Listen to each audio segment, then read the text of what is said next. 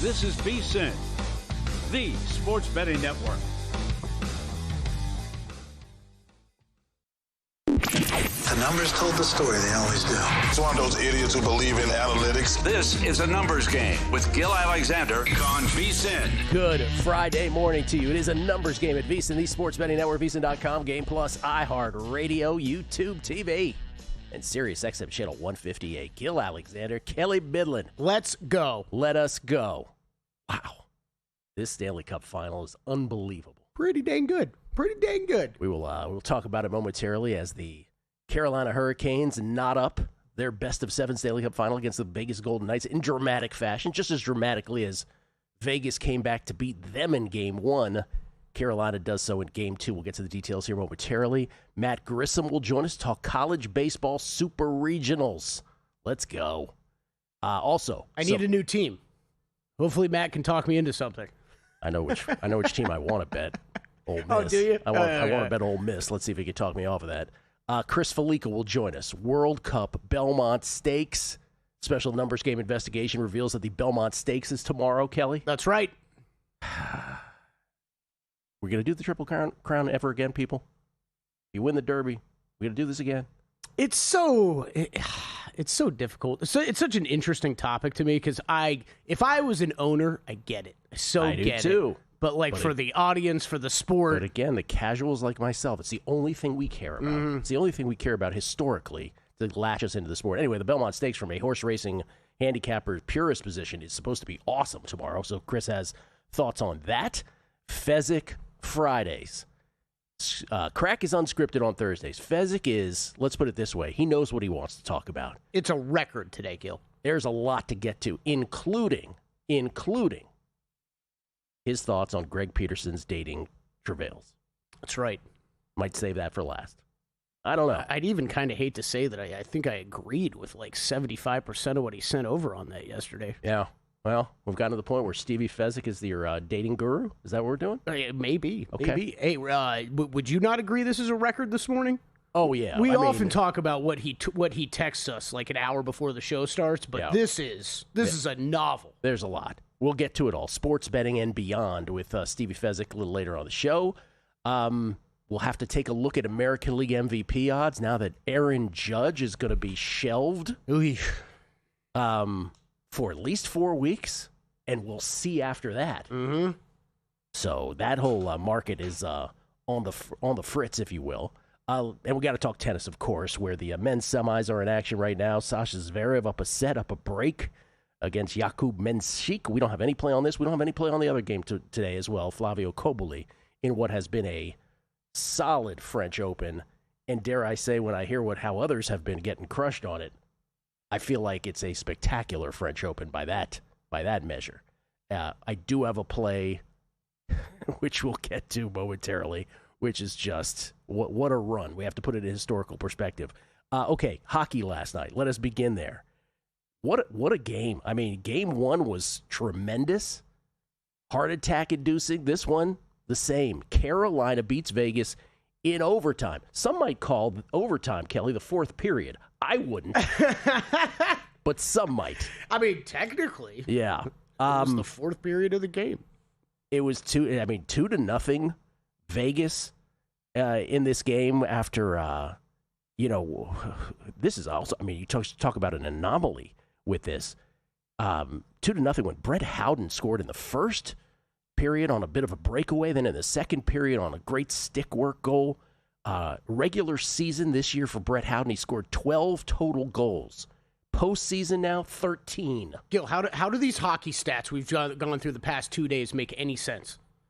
They don't. How does that happen? How does that Braden McNabb assist stat happen that Stormy brought up yesterday? It's wild. It's incredible.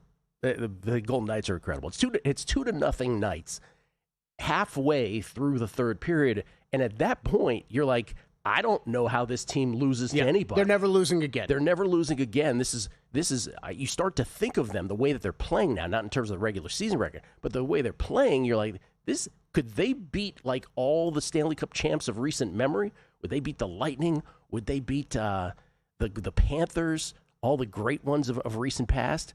Well, just as soon as you say that, Carolina then says, I don't know if you know about us. They score 3 goals in a 5-minute and 5-second span. Logan Stankoven, followed by Logan Stankoven, who just went around the net, sort of banged it off the scrum right at the net, scored. Then Mark Jankowski, those 2 goals, 2 minutes and 26 seconds apart. Jankowski, they looked to see if it was offsides. It was not, fed by William Carrier, former Vegas Golden Knight. And all of a sudden it was 2-2. And then came the controversy, where I'd like to talk to hockey folks to really determine how big of a controversy they make it out to be. Director Matt Hicks gave a great breakdown for me and the crew before the show. What was his conclusion? He's a big, good hockey guy, right? Because I was watching it. I had it on mute at the time, right? And I was kind of like, all right, I get why they're replaying this and they're looking at this. And I'm like, there's not going to be a goal here. And sure enough, they go to the face-off, and I'm like, okay, yeah, like makes sense. And I'm like, why is there a power play? Oh no, that's the penalty. That's the I didn't realize that you get penalized. A penalty for a non-granted challenge. Correct. Yeah, which I didn't realize was a thing. 2-minute power play, and that's where, by the way, Goddess Bear Rister was tipped in by Captain Jordan Stahl, and that's where Carolina took the lead 3-2.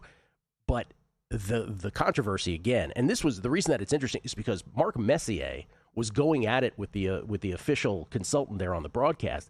Messier, who of course Hall of Famer, right? Who's just like he didn't understand it. He couldn't really. He's like, you're allowed to poke it out under the goaltender's body, but essentially what the Golden Knights were reviewing, the replay showed that the puck crossed the line.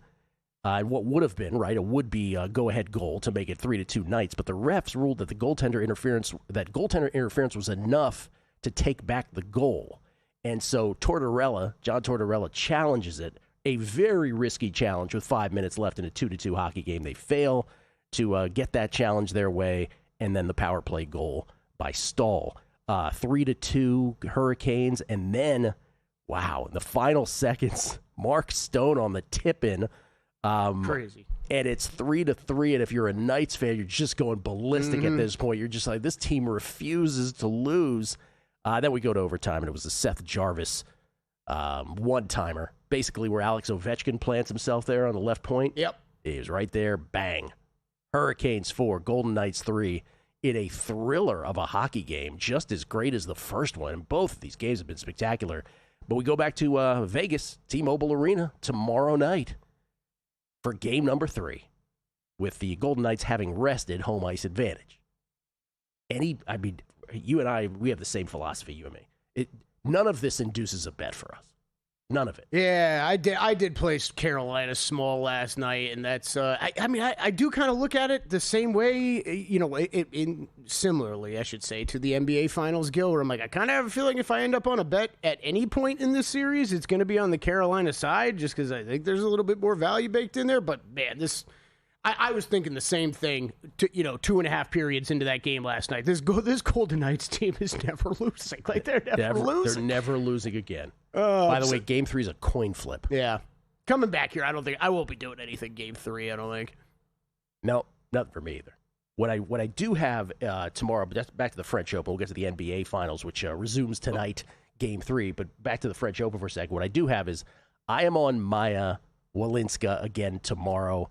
Plus 310 was the consensus number that subscribers got last night, VSiN.com/picks.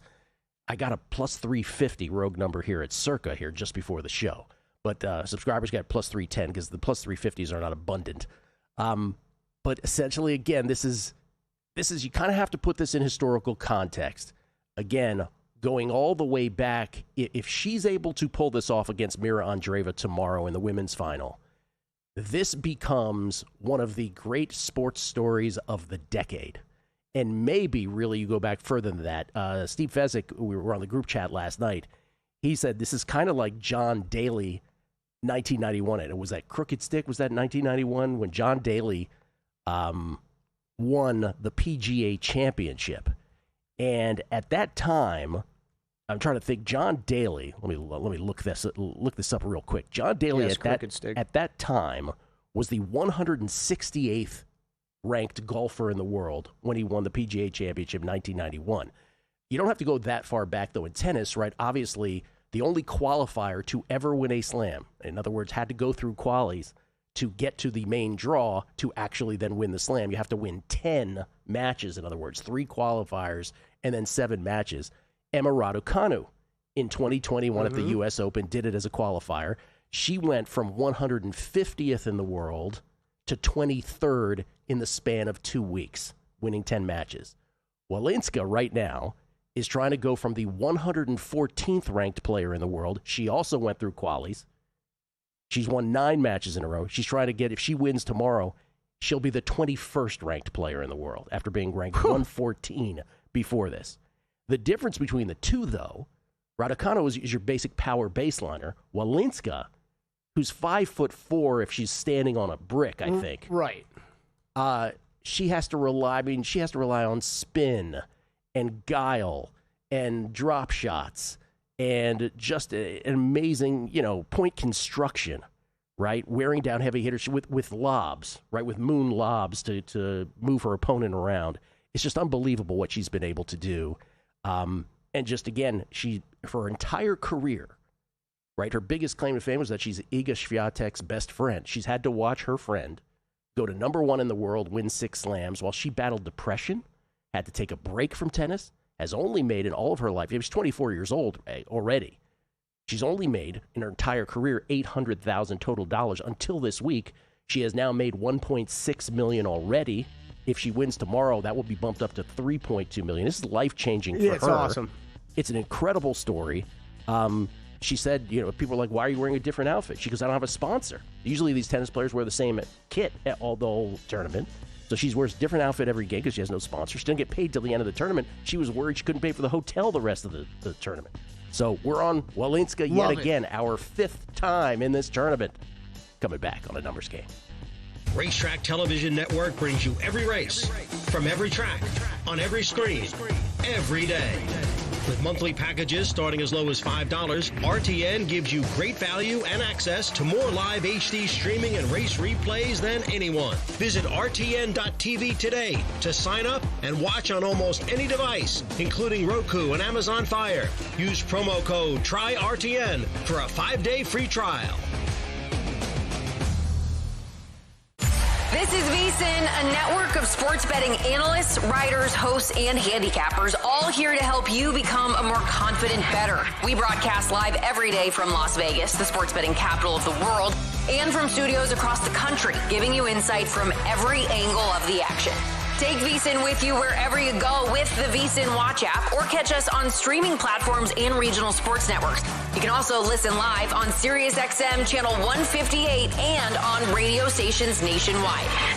Check out VSiN.com as well for betting tools, exclusive betting splits, AI-powered player prop projections from Opta, pro picks for every game, plus in-depth betting guides and articles built to give you an edge.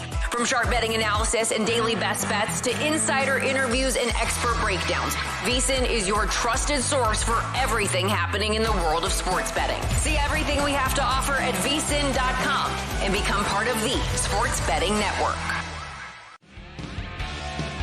Coming up on the next edition of Follow the Money, Game 2 NBA Finals, Julian Edlow give out his best bets and props, and the bettor at DK who wins almost $1 million if the Knicks win the title. Mike Beer to preview the Belmont, and also Brian Geltzeiler on the NBA Finals as well. Follow the Money 4 to 7 Eastern on VSiN, the Sports Betting Network, SiriusXM Channel 158. Check out the website for all the betting tools and analysis, or go get the VSiN Watch app.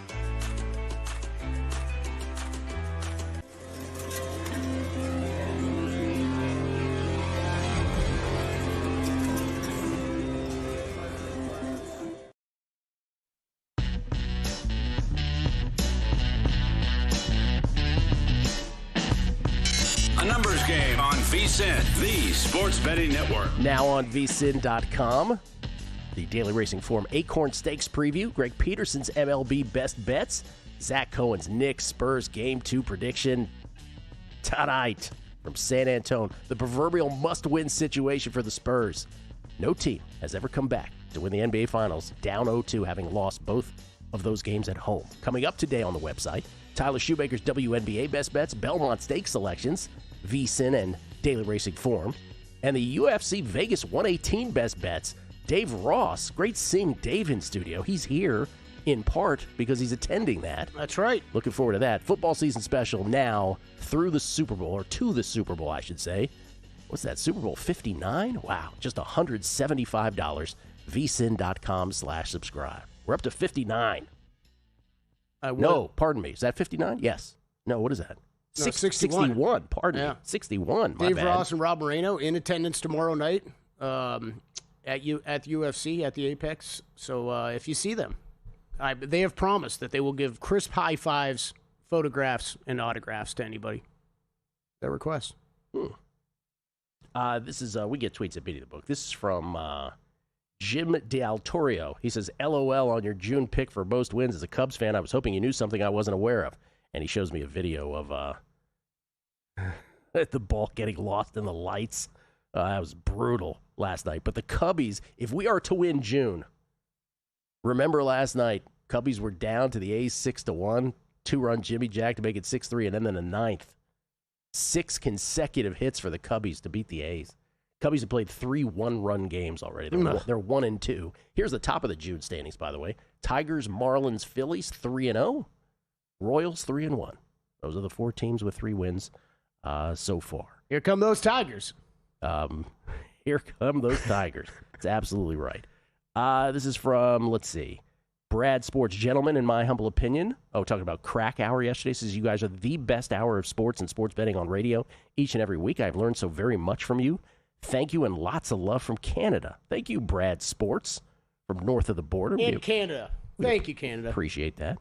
Ryan Hyatt, welcome to the Friday edition of A Numbers Game with Gil and Kelly. Known around VSiN as the day we find out if the dump button still works. Have a day, boys. Yeah, hey, Ryan, we've had a pretty good run recently, okay? Don't jinx it, all right? You work in the business too, all right?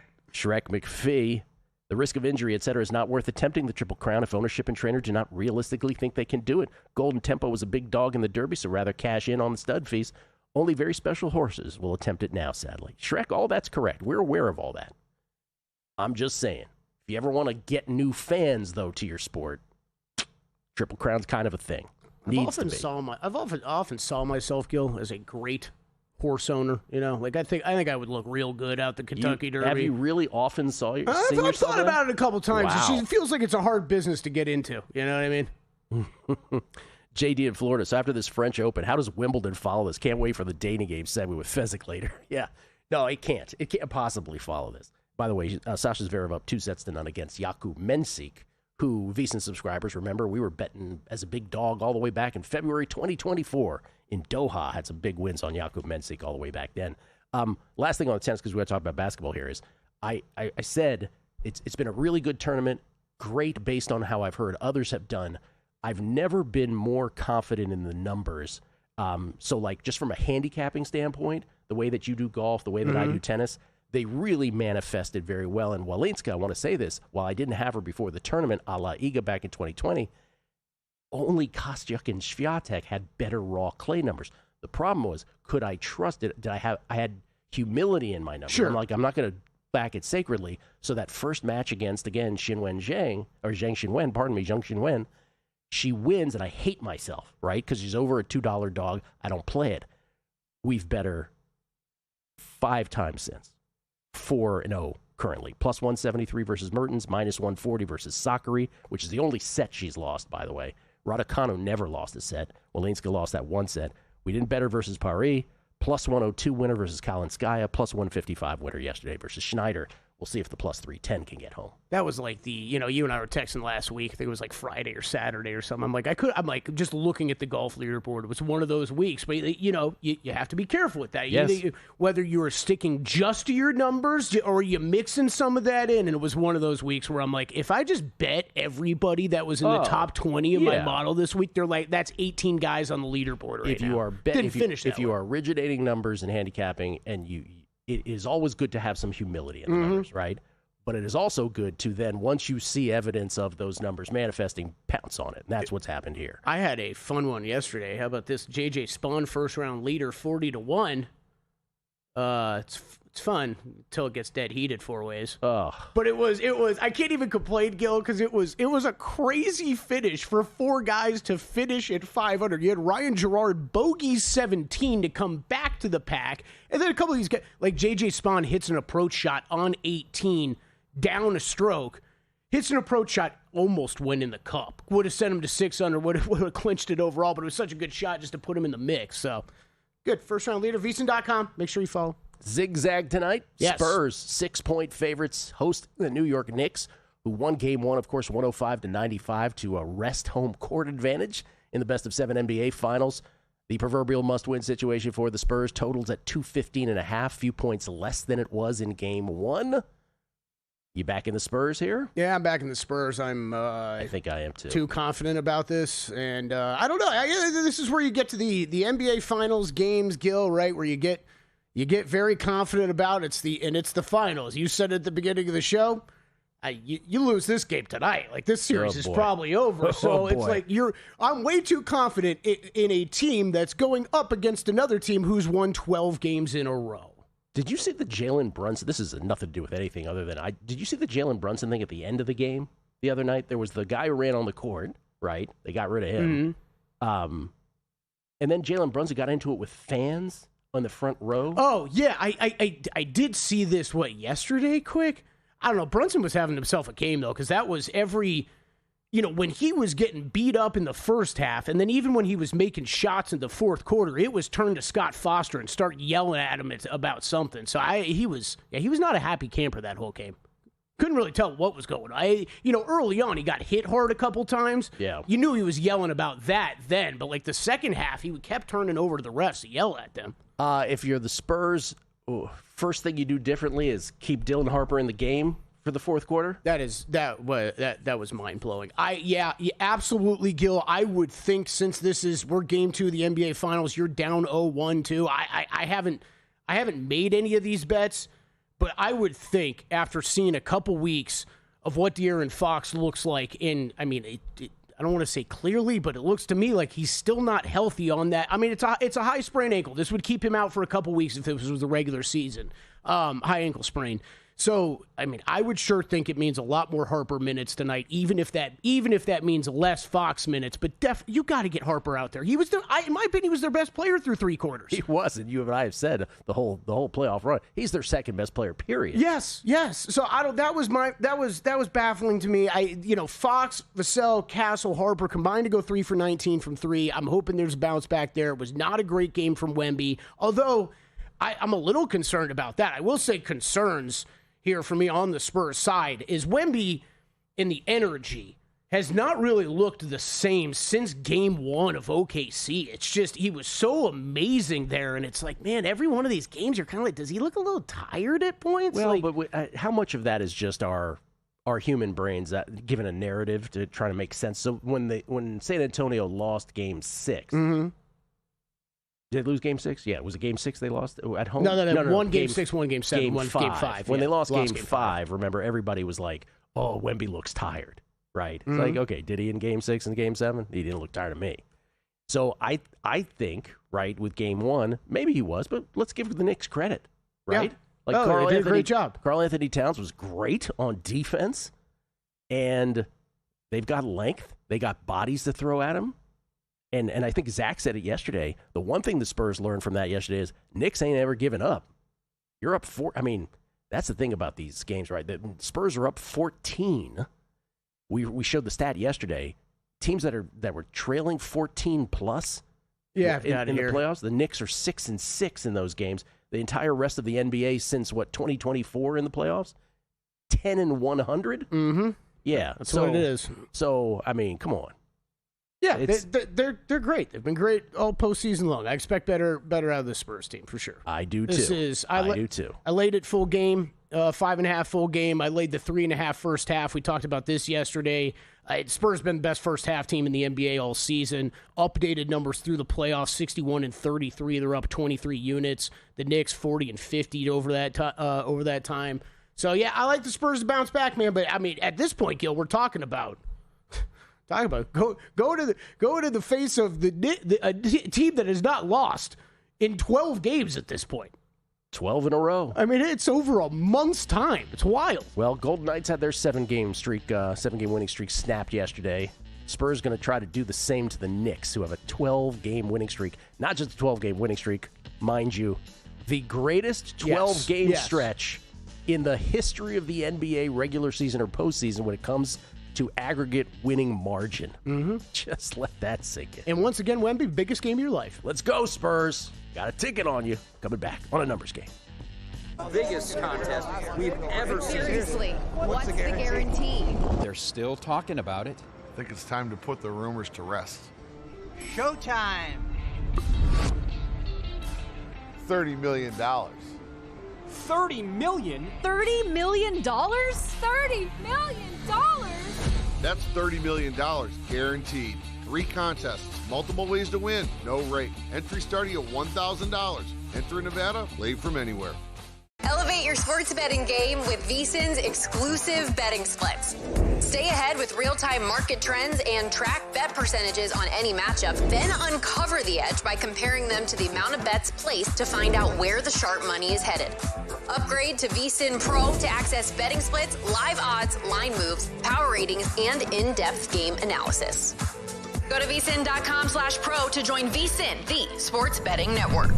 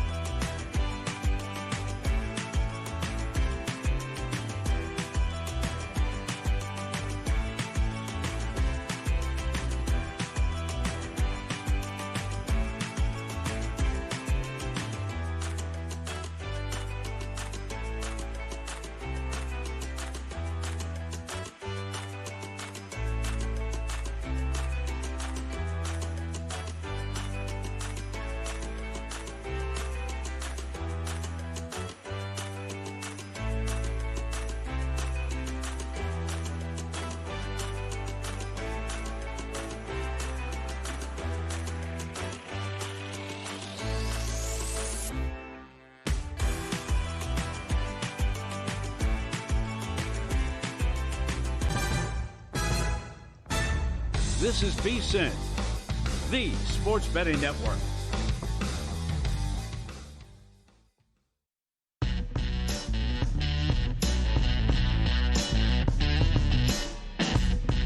A numbers game on VSiN, the sports betting network. 20 leagues, one mission, Just Win Bets Baby is your premier source of daily sports betting picks. They break down the data so you can bet with confidence across the entire sports calendar. Scan the QR code or visit justwinbetsbaby.com today and start betting smarter with Just Win Bets Baby. The name says it all. How many times did I say Just Win Bets Baby in that read? I don't know, but justwinbetsbaby.com. Go check it out.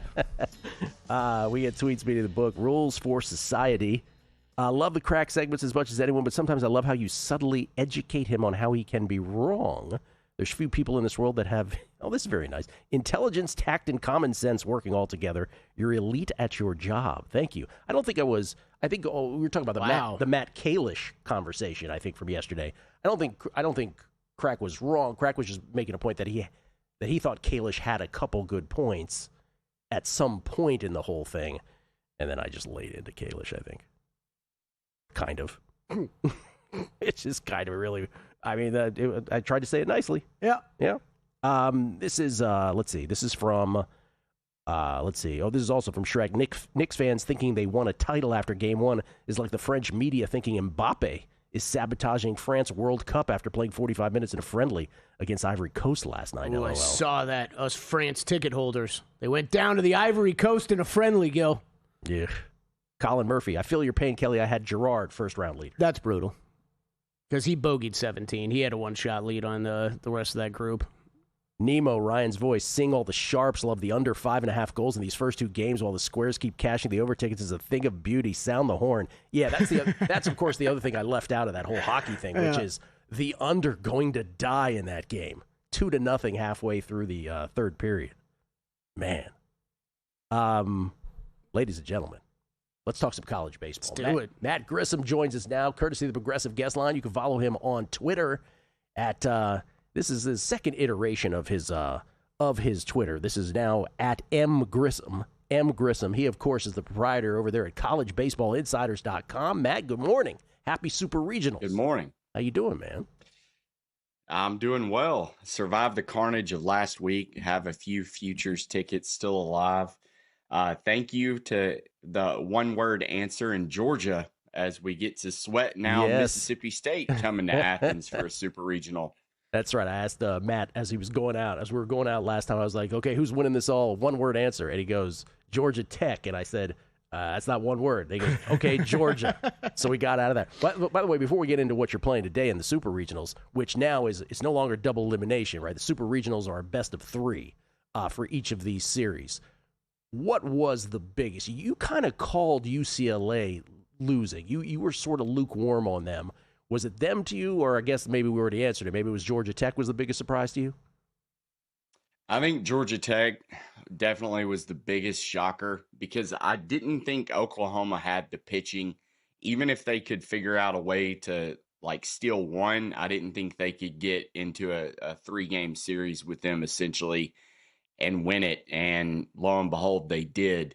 The next shocking one, I guess you could say, is Texas A&M. Kind of laid an egg. They were preseason last year, top 1 or 2, depending on the source. And then Mike Early kind of turned it on late. They didn't look great down the stretch, but they still figured out a way to get into that regional hosting seed. And then you've got Southern Cal, who was, I think, 1-11 in quad 1 wins, comes into College Station and beats you. So hats off to Southern Cal. They're primed to make a run with this pitching staff. I'll just put it that way before I get into the rest of the stuff. All right. Well, let's get to some of the series odds. We'll flash up again. There's 8 of these. We'll flash up the first 4 on the screen here. Cal Poly's a big dog against West Virginia. USC a +210 versus North Carolina. Little Rock +260 dog at Troy in the best of 3, and then Ole Miss hotty toddy +155 at Auburn at SEC battle. USC Carolina is where your series bet is, yes? Yes, I do like the Trojans. I think it's shocking to me that North Carolina is throwing Ryan Lynch today instead of their ace, Jason DeCaro. You've got USC throwing Mason Edwards, who's the strikeout leader in the league. He's got 164 strikeouts. It's the best by about 20 plus strikeouts. So I think he's going to bounce back. He kind of got roughed up against Lamar last weekend. Only went 4 1/3, and I think had 4 walks and 5 strikeouts, or vice versa.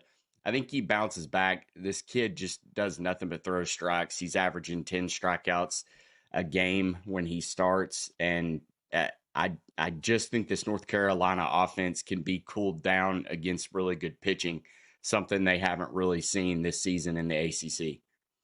And you also then are taking USC plus 1.5 in game one then tonight, in addition to the series? Yes, based on Mason Edwards starting against Ryan Lynch. I think it's just going to put the Trojans in a position to be able to take game one and be in the driver's seat to win that series. And then sticking with the Trojans, we have 3 Trojans in the final 16 here. So I'm going to try to refer to their city name and not the Trojans. Little Rock plus 2.5. We saw Murray State last year come in as a 4 seed. Now you've got 2 in St. John's and Little Rock. And of the 2, I think Little Rock looks like they can actually belong. If you recall last year, they took LSU, the eventual national champs, to the wire in that Baton Rouge regional. And Little Rock just kind of is playing with a fire in their eyes. They're better at pitching than Troy over their last 10 games, which after last weekend, I've gone fully on board with the whole pitching staff. It is important. I said it might not matter until Omaha, but they're proving time and time again that when you get into these situations, deep pitching staff is really all you have to be able to push through. We saw Arkansas unable to do it. They couldn't find anybody out of that bullpen in Lawrence to really push Kansas, even with a 5-0 lead early on. So I'm going to go back to the well here with just really good pitching staffs, and Little Rock, in my opinion, better than Troy right now, and they have nothing to lose. They're playing with house money as a 4 seed. So give me Little Rock plus 2.5 there. Okay. Just to be thorough, let's just throw up the series prices for the other 4 super regional matchups. Mississippi State and Georgia, that is really tightly lined, the most tightly lined of all of these. Georgia's a minus 150 favorite in their best of 3 against Mississippi State. Kansas minus 170 against Oklahoma in that best of 3 series. Texas series price minus 330 versus Oregon. And Alabama, $6 favorite versus baseball school St. John's. Those look about right to you? Yeah, what worries me is I've got a lot of liability on Georgia, and they are 4-0 this season. They took a weekend series in Starkville. They swept Mississippi State 3-0, then beat them in the SEC tournament. And you know what they say, they may not say it, but it's hard to beat a team 6 times in one season. That does worry me a little bit. Mississippi State's starting to figure it out offensively. Their pitching staff, getting Ryan McPherson back is a good addition for them. Thomas Valinkas, which if you haven't paid attention to Mississippi State, you will find it very odd. There are 2 brothers on that team. One is an outfielder, I believe, and the other is a starting pitcher. And they both pronounce their last name differently. Come on. As someone who follows a lot of tennis and is familiar with odd last names, I bet you've never come across that. No. One is Thomas Valencius and one is Vitas Valinkas. You can't do that. I know it feels allowed. Illegal, but yeah, they'll talk about it no less than 24 times on the broadcast. So just get ready. It's just kind of one of those things. Now they have to preach about it ad nauseum. But I think Texas, that's the next most compelling one. It kind of depends on what Longhorns offense shows up. Oregon looked really good in basically an all pitching battle in their regional, and they got through it with ease, going 3-0. So I think if Oregon can pitch well, they've got the offense salty enough to push Texas. So the plus 240, you may throw a little pizza money on that just to have something to sweat out in the second set of games. And also, I know you were trying to explain to listeners last week kind of about how this sets up. So all you have to know right now is if they play games starting today, they're going to be bracket 1 in Omaha. If they start tomorrow, they're bracket 2. Bracket 1 and bracket 2, the only times they could meet each other are in the championship final. So if you have not gotten into the futures market and you want a ticket, I like to try to get a team from both sides of the bracket. So right now, to me, it's probably going to be Auburn Ole Miss winner versus Mississippi State Georgia winner in the championship final. Wow. Unfortunately, they have to play each other this weekend, and it's going to be a really good sweat down the stretch. But Ole Miss, I think 20-1 right now. That seems so mispriced because it's a coin flip. And I know I told you a couple weeks back, like Arkansas was the Ole Miss price, but them and Ole Miss were still the two that had the best odds. So it's good. It's good here enough we go. for me. Riding Ole Miss. I'm gonna do it again. Here we go. Ole Miss. Real quick, one-word answer. French Open's the most chaotic tournament we've ever seen in tennis. Is this so far through the regionals about as chaotic as it's ever been? Yes. Yeah. When the two short shots go down in the first weekend, absolutely. It's awesome.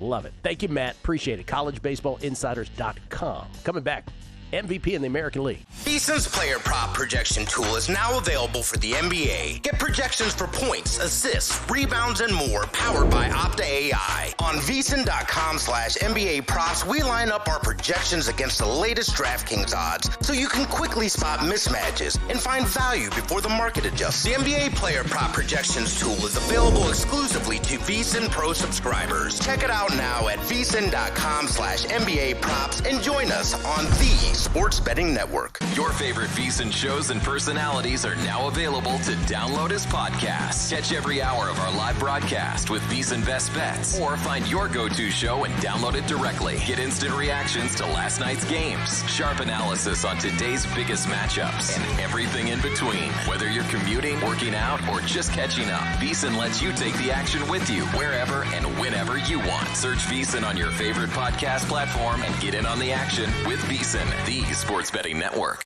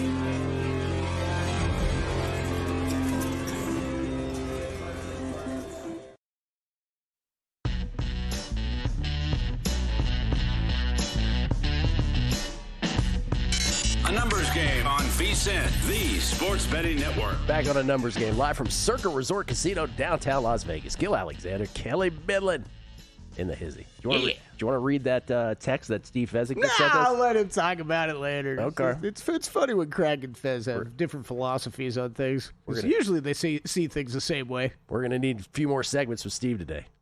We're going to need a bigger boat. Just someone leave a camera and a mic on. Like, Darnell, you might need to hang out here for a while. Just leave a camera and a mic on. We'll let him go for like 2 days straight. Steve's got a lot. Jason McKinney on Twitter at TRH Golfer. I have to say I'm a little upset with the show today. It may have been a little impromptu, but Gilly spoke on tennis and Kelly spoke about golf, and I didn't see glow sticks or hear the country clubbing theme. We're stick and move today. We're moving around quick. Yeah, moving around quick. That takes a little while. Everybody's being so nice on Twitter. Darnell's got to hand out glow sticks, get everybody organized to be on time. Right. It's probably a whole process back there. I don't know. Darnell win another Employee of the Week from you? Yes, I think so. Yeah. I did award that to someone the other day. No, that was last week. I think that was last week. I brought it back, and I gave it to Darnell. How about this tweet? You'd think I wrote Definitely it or not Chris Foster this week. To this, Kelly, I'm about to make you just real Knicks. I'm usually working at home watching on YouTube TV, but today I'm listening in my car on XM. Wow, Gilly, you have an amazingly smooth radio voice. You sound awesome. I would say you have a face for radio too, but I'm confident enough to say you're a handsome man. LOL. How about these tweeters today? Wow. Oh, you guys, it must be Friday. I'm going to give you a compliment too. I was wondering where that was going.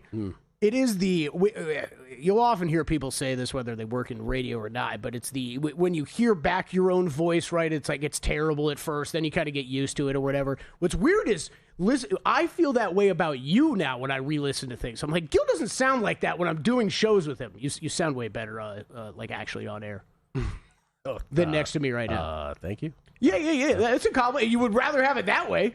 I guess. Then you sound better. You sound great to me 3 feet away, but not good on air. That would not be a good thing.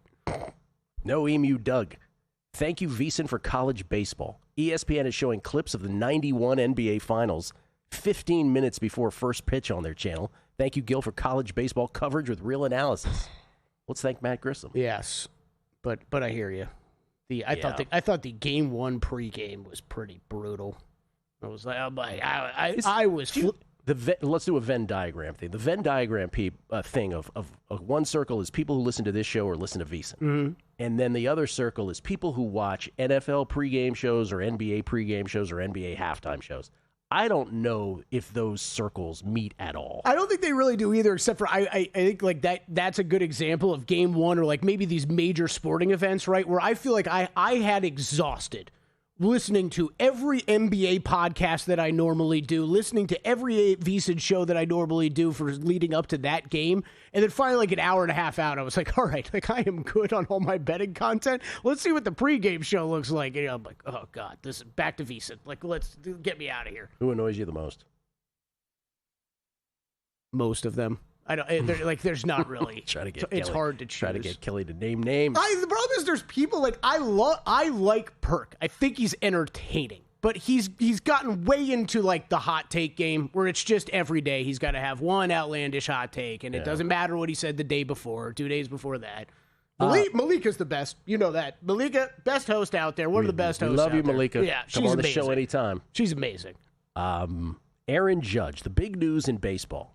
Aaron Judge diagnosed, and this was sort of, they were sort of talking around this for a few days, but finally it came out yesterday. Aaron Judge has been diagnosed with a stress fracture on the first rib on his right side. Oof. That does not sound fun.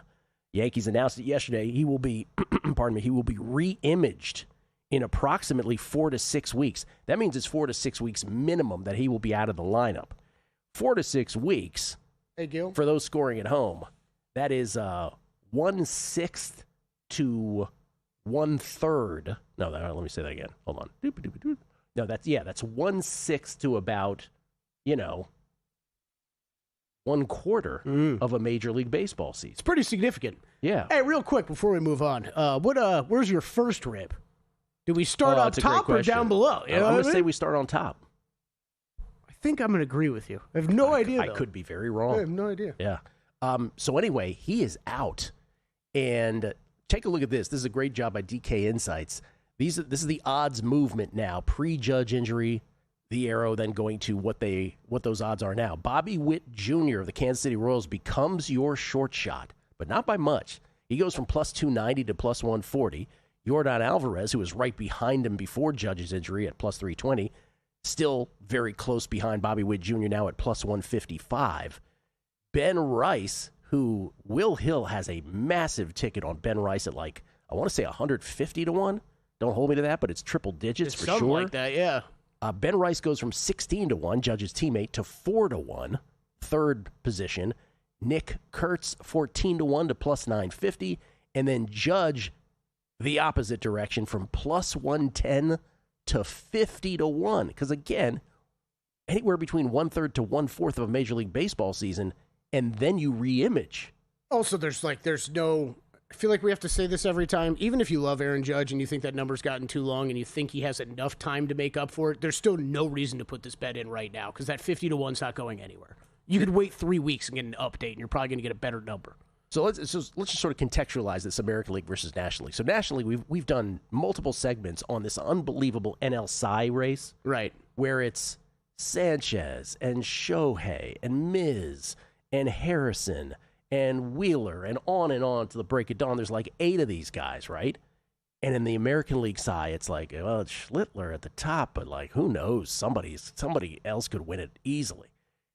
Same thing with MVP, right? Shohei is always going to be the favorite in the National League. He's 7 to 1.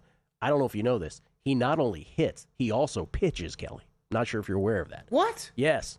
And Kyle Schwarber is a distant 14 to 1. Everybody else is 30 to 1 or longer. You're not allowed to do that. Let's check the rules. American League MVP is similar to the contrast in Cy Youngs. The American League MVP versus the National League MVP, it's very similar in the fact that the American League, it's like, pick your poison here. I have no idea. Can I ask you a very generic opening question here? Yes. Like, okay, we've reset odds. Completely get it. We all know and love Aaron Judge. He's been awesome, has won this award before. Are we talking Bobby Witt Jr., Yordan Alvarez? Those names have been up there on this board in past seasons. Also, let me just before you even continue the sentence, let's point out that Bobby Witt Jr. and Yordan Alvarez play for really bad baseball teams. That's kind of where I was going with this. Okay. Oh, I'm sorry. Okay. No, but you're fine. Combined with really bad baseball teams, yeah. Just from what we've seen out of guys like them, I'll throw in Jose Ramirez because I've got a ticket on him now, thanks to our friend Joe Sheehan. Just compared to past seasons, are they having better seasons than they have over the past couple? Or are these kind of just no? They're not. That's kind of what. Okay, are these kind of like average Bobby Witt Jr., Yordan Alvarez seasons. Well, Yordan has had way better, right? Like, I mean, he's playing really well. Don't get me wrong, but Yordan has had just both Witt Jr. and Yordan Alvarez have had stretches in previous seasons where they were otherworldly. Yeah. What was that? July? Remember the Bobby Witt Jr. stretch in June, July last year or something? It was just insane. So they haven't done that quite yet. Okay, so which is kind of leading to my question of, can you even consider guys like that? Or should you just be looking at longer shots in this market right now? I mean, the Royals are 25 and 38. The Astros are 28 and 36. You know, could they turn it around? Of course, it's early June. But right now they play for really bad teams. And MVP, typically, right? Not always, but typically it usually correlates with your team being good, right? Best player, good team. The question is, Ben Rice, it's so funny hearing Will's trying to talk it out of existence. He's trying to reverse jinx it. He's like, oh, there's no way he can win. There's no way he can win. He needs to hit one of these long shots. He's had some great bets that didn't get home. Ben Rice at 4 to 1. Well, as interesting a bet as any at this point. Listen, preseason, though, let's go back to March. 2 really sort of popular names were Nick Kurtz and Julio Rodriguez, who are right after that. And remember, Kurtz wasn't hitting home runs at all at the beginning of the season, plus 950 now. Julio was, I think, my guy in the MLB draft that we did here in Vegas. I think I have Julio, 22 to 1. Remember Trout. If Mike Trout were to do something between now and the end of time, I know their team sucks too. He would be sort of that retroactive, hey, what a great story this would be kind of thing. But there's nothing there yet. Okay. You know? I know, but I think that's worth bringing up because if this is kind of what the field's looking like, down the stretch here, and you're talking about a bunch of guys at the top of the board that are already on not good teams, then fine, Mike Trout being on a bad team shouldn't matter as much, and we're just comparing stats. I don't know. I mean, I don't have a bet. I just, I'm pointing out the movement in all of these, but if you're asking me for a bet, I legitimately don't have one at the current moment, which is okay. You don't have to have one in every single market, but like American League MVP and American League Cy right now, there's no particular logic I would have to betting any particular long shot. Let's put it that way. Yordan Alvarez, by the way, 21 homers on the season, 2 shy of Kyle Schwarber for the Major League League, but leads the American League.